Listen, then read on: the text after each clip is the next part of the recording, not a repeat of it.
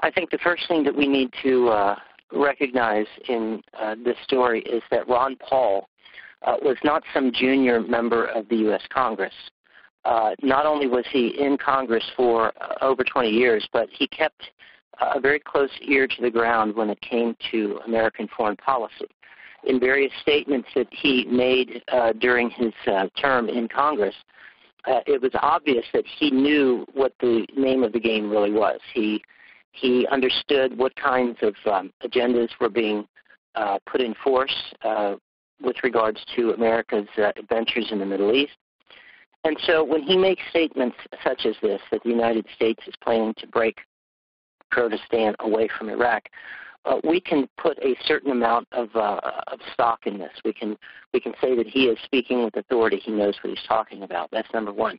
Number two, it's important to note that these terrorists, whether they are part of ISIS or they're part of ISIL, we have to remember that this is a war machine that we have created. We have trained these people. We have funded them.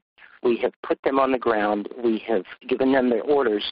And so if the United States were truly concerned with the havoc that is being wrought in the region, whether it's Iraq or whether it's Syria or any other place, the question that we have to ask is, if they're so concerned about it, then why are they feeding these wild dogs to do this?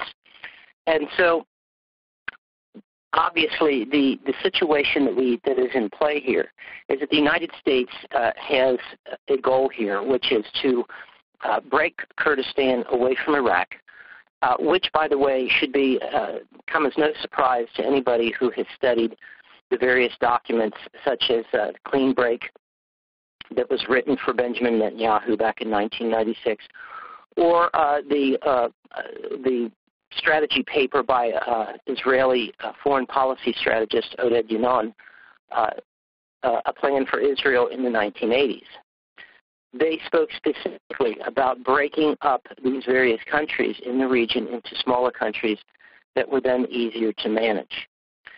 The other thing I think that is very important, and which unfortunately I have not seen a lot of discussion about, is the fact that the Maliki government is, for the most part, a Shia government, and it is closely aligned with Iran. And of course, Iraq is on Iran's borders, and despite all of the platitudes that are being spoken these days between the United States and Iran, we should not lose sight of the fact that the United States is absolutely determined to see Iran destroyed in some fashion, whether it is through overt warfare or whether it is done covertly. They are not going to sit by and allow Iran to become the political and military powerhouse in the region.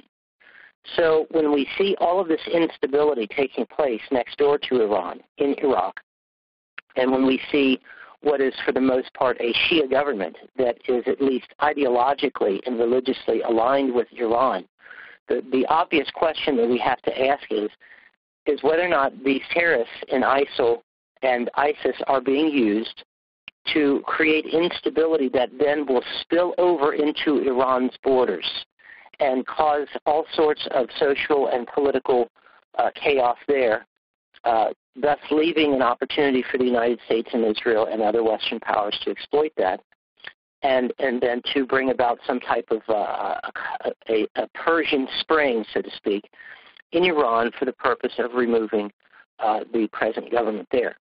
At the end of the day, as I said at the beginning, we can be rest assured that Ron Paul is correct in his statement that the United States is behind all of this, despite all of the stated concerns we have for the humanitarian situation, something which by itself is proven to be false, given what has just taken place in Gaza. If the United States were truly concerned with humanitarian situation and with the level of human suffering, then certainly the United States would have done something about the butchery of 2,000 innocent people in Gaza that just took place.